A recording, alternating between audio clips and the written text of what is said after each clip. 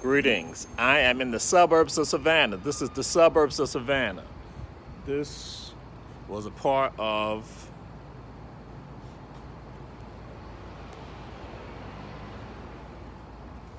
the suburbs of Savannah at one time. Y'all know it as Old Fort. Now, people changed it to the Beach Institute neighborhood.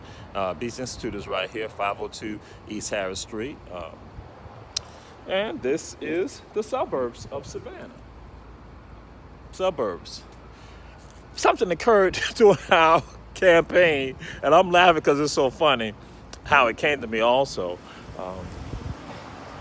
What we don't realize in Savannah, there has always been this black elite in Savannah. Always been this black elite in Savannah. Now, the black elite does better than most black people in the city. Always been here in this city. And what happened with this black elite? This black elite sometimes has not had the concerns of the black people in the city of Savannah. And what happened during the campaign, this past political campaign, Najee Enzi said some things. He put some things out there, and folks got a little perturbed that he said that. And he talked about the black elite. Najee wasn't wrong in what he said. And in fact, I tell you this, Najee spoke to a group of people. And he said that I learned about this black elite, that they always had low expectations for the masses of the black folks in the city of Savannah. This is what he said. And then Najee Enzi, when he said, I learned about this black elite in the city of Savannah from someone by the name of Jamal Touré. I laughed like, okay.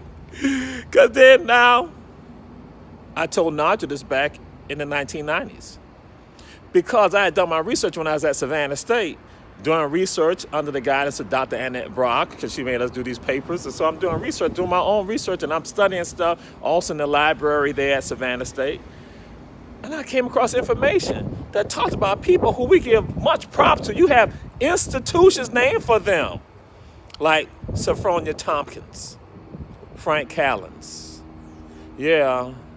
They were part of the black elite. Now, Frank Callens married into the black elite, into, as W.W. Law called, the mulatto class here in the city of Savannah. So he married into it and became a part of it.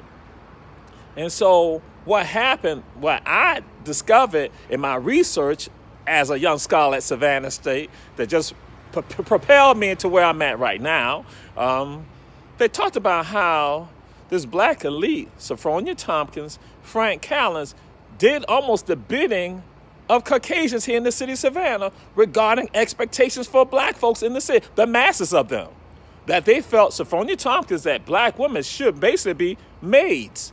So they had created a program. She created a program that got funding from the government with regards to the city gave monies with regards to creating training for maids of black women. They had low expectations of black folks in the city of Savannah. Sophronia Tompkins, Woodsville Tompkins High School, named for her. She was the principal at Woodsville Tompkins. So some people, don't get mad about Tompkins High School. I'm saying don't get caught into the person, because that's what happened. So that's why we had this cadre of black women here who were maids, because in fact they say that fit within the dynamics of Caucasian society in Savannah at the time, that they only want black folks to be in menial positions. And Frank Callens also thought that African-American boys should just be, men should become manual laborers. So that's what they had under the boys club. That was a part of the training for them to become manual laborers. That's what it was about. And so they said that it was a large demand for those manual laborers. They were not trying to help them excel to another level. So even Robert Sengstacke Abbott right here in Savannah, Georgia, would face discrimination. The man who set the path for us now, for many of y'all to not be up north right now. Robert Sengstacke Abbott created a newspaper called the Chicago Defender that he learned from his stepfather, Operation, and also Reverend James Sims, the Woodsville Times. That he now goes and propels black folks now leaving the South, going up north. And then later on, seeing someone going to the White House, Robert Sengstacke Abbott.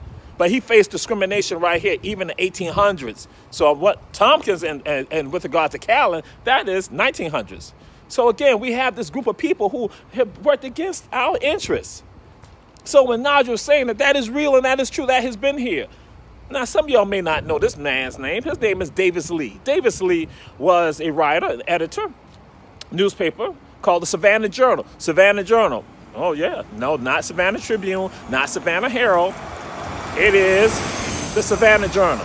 Davis Lee wrote to the president and all others in the early 1900s and complained about the treatment of black women on a farm that was owned by the Savannah Bank and Trust that was leased to the city of Savannah for them to not have a farm. Now, that's a good idea. Urban farms are needed. Now, we can do that today. But back to Davis Lee, he wrote and said that you got black women working on the farms, and you have 7 Caucasian men who are around there just idle, who are directing them. But it said that the treatment of the women on that farm was akin to slavery. Again, I said 1900s in Savannah, 1900s. And so some people advocated against Davis Lee, a black man who's standing up for black women on a farm that he said they have to work almost every day, regardless of the weather conditions. They got to work on the farm. The people who spoke against Davis Lee in some of this was a man by the name of J.G. Lemon, an attorney, black attorney here. And he was part of the 5 C's, the Chatham County Council for Colored People. It was an association of black clubs, elite clubs, and fraternal societies. So there's several of them. They now, because they want to focus on the recreational and social activities of black folks here in the city of Savannah. That's the early 1900s in Chatham County. And so the 5 C's, as they were called, that organization, made up of the elite, and another man by the name of Benjamin Hubert. Yes, Benjamin Hubert. Those of you from Savannah State, you know him as the president of Savannah State. Benjamin Hubert, they said, will be limited in his militancy for black folks when it pertained to Savannah State. If it didn't pertain to Savannah State, then he would be just like the others. And so Benjamin Hubert and also J.G. Lemon spoke out against Davis Lee when he was trying to speak out for black women being treated almost like slaves on a farm in the 1900s in Savannah, Georgia. But then also, what they later talked about, how later on they had a Caucasian man who was accustomed to the courteous treatment of Negroes. What does that sound like? An overseer.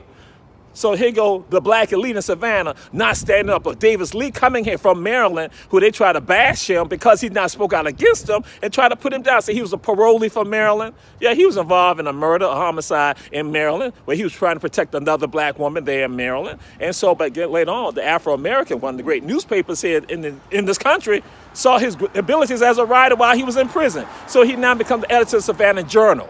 And so they tried to bash his character when he was standing up for black folks. But then he took it to another level. Now, those of you who are preservationists in the city of Savannah, in Chatham County, in the state of Georgia, you're talking about the Irene Mounds. The Irene Mounds, a Native American site. How was it excavated? People don't discuss that. It was excavated by black women. Black women, they were the ones doing the excavation. And again, it was akin to captivity. That black women, what they said, it didn't matter about conditions also. And that women who were in their 60s now working, excavated, that's digging. And that again, they were exposed to all the elements along the river, along the waterways, the creeks, all of that. Yeah, Davis Lee spoke out against that, and the black elite in the city of Savannah opposed him on that. So here it is, when somebody's standing up against them, they get mad and try to bash the character of these people. They weren't concerned about the masses as long as they got something for themselves. That has to end. Then there's a man by the name of Alex Howard. Alex Howard worked also in the 1900s, and so they like to say that he was semi-literate. And people talk about they couldn't understand Alex Howard. And I tell folks, part of the reason why they couldn't understand him because he was speaking Gullah. So they try to bash that. See how they try to bash our own language, the black elite, and along with Caucasians, because they said what happened. Alex Howard, he challenged the notions of how they were being underpaid in the city of Savannah on these federal projects, underpaid, and they were stealing the money from them, also being shorted in their pay. Yeah, he spoke out against this. Davis Lee spoke out against this type of stuff. And they tried to minimize Alex Howard, who's some of your ancestors, probably some of your ancestors. So here it is. He is not speaking out, and he's sharing this information. He's letting people know this got to change. And so when Naj was saying what he said, this is just some of the research that I've done that I did as a student at Savannah State. Yes, in Savannah, there's always been this black elite in this city right here that has not looked out for the masses. They have had very low expectations. That was written. That's what was discussed. And so it hasn't changed. Oh, no. Yeah, it has changed. Because now, finally, the masses are the ones in positions right now to make the change. That is the wonderful thing about all this right now. We are in 2020, the decade of 2020. We cannot correct all the wrongs that go back even 100 years ago. Yeah, because even our schools, they undermined our school. They felt that our schools, I'm going to let y'all know this. The high schools that they created for us, or they had for us, some people are going to say they really were not high schools. Yeah, and the black elite went along with it. As long as they were taken care of in their suburbs, they still got their money. They made a lot of money off of the backs of the masses of the people. They had no problem. And they would have militancy only when it suited their needs. Yeah, Nigel wasn't wrong in what he said. He was absolutely correct. Yeah, but guess what? The change is here, baby.